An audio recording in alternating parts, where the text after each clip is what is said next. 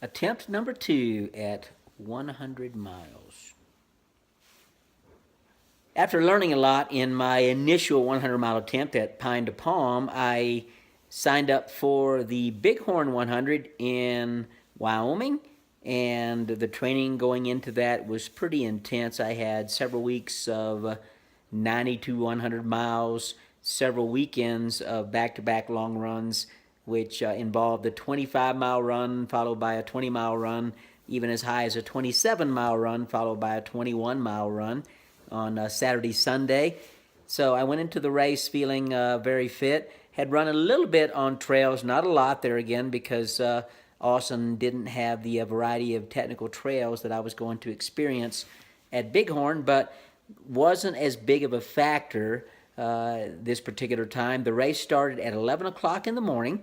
I remember driving up to Wyoming. I took a 17-day road trip. Actually, I had gotten Rocky 3 weeks before and was going to be gone for 17 days and felt really bad about having to leave him and Tugger at home. But I had a list of friends that volunteered to pet sit Rocky and Tugger, and they came over and played with the cats, and even Tugger, who was a little more reluctant around people, was able to bond a little bit with a couple of the pet sitters, so that made me feel better. They sent me pictures pretty much daily, and yeah, Rocky was a hoot, and he was definitely the hit of the pet sitters experience, and they loved playing with the little guy. So anyway, I was off on this 17-day road trip, which included the Bighorn 100. Then I was going to hit a few national parks on the way to help Brian and Megan cover the Western States 100. So I get to Wyoming. Race starts at 11 a.m. Fairly warm for Wyoming that particular time of year, but I was fine having trained in Austin, Texas, in the heat and humidity, so the heat didn't bother me a bit. Actually, I was quite comfortable, but getting towards dark, the temperatures dropped severely, and we actually had sleet and snow near the top of the course, which was at mile 48. And I remember I started getting colder and colder and colder, and had plenty of warm clothes in my drop bags at the top of the course at mile 48. Well, I was a long way from mile 48. I remember crossing the aid station at Covered Bridge, putting on the jacket that I had and hoping that that would be enough, and got colder and colder and colder and became very hypothermic, and started stumbling a lot just from the tensing of the muscles, and I would fall for no particular reason. Well, I got to one particular aid station and had some broth, some vegan broth, and some hot chocolate, which helped me at least get to the next aid station.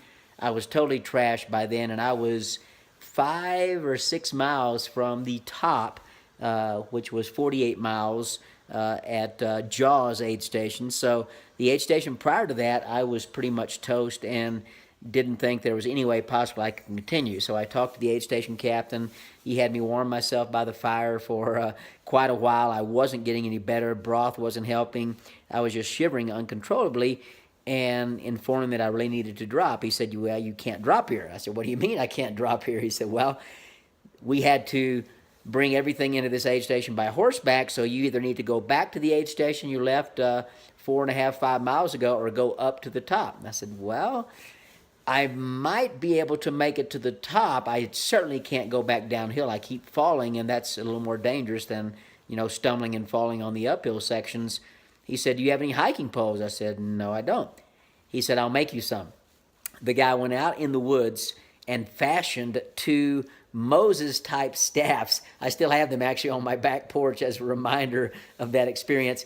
And I was able to make it the next 5.5, 6 miles, however long it was, to Jaws with these 2 staffs going through deep mud and slipping and sliding and falling and going through creeks. And somehow it took me, oh my gosh, over 2 hours to get to the top. And when I got to the top, got into the aid station under the cutoffs. I was still under the cutoff, so I wasn't moving super slowly. And the medic actually saw how bad off I was, and she took my temperature. My body temperature was 86 degrees. Yes, I was quite hypothermic.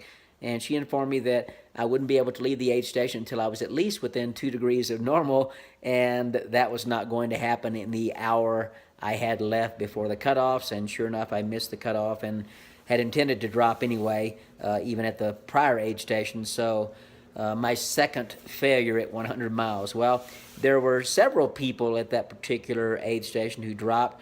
The bus back down to the start-finish area was actually packed with runners who had dropped at Jaws. Quite cold that particular night, as I said, icy, sleety snow falling at the top, even though the day was quite warm, and I had to unceremoniously suffer my second DNF in as many attempts at 100 miles. So what did I learn from this one? Well, have clothes in your drop bag, but have them a lot earlier than you might need them, because you never know when you're going to start experiencing that drop in body temperature. And I tend to get cold really easily anyway. Even after warm summer runs, I'm very chilled afterwards. So I need to be more careful in all of my races to have drop bags that include plenty of warm clothing. So chalk it up to another bad experience, a learning experience, but another failure nonetheless. 0 for 2, failure number 2. I highly recommend the race, though. Bighorn's an incredible race that I do hope to return to one year, just a little more prepared in terms of clothing.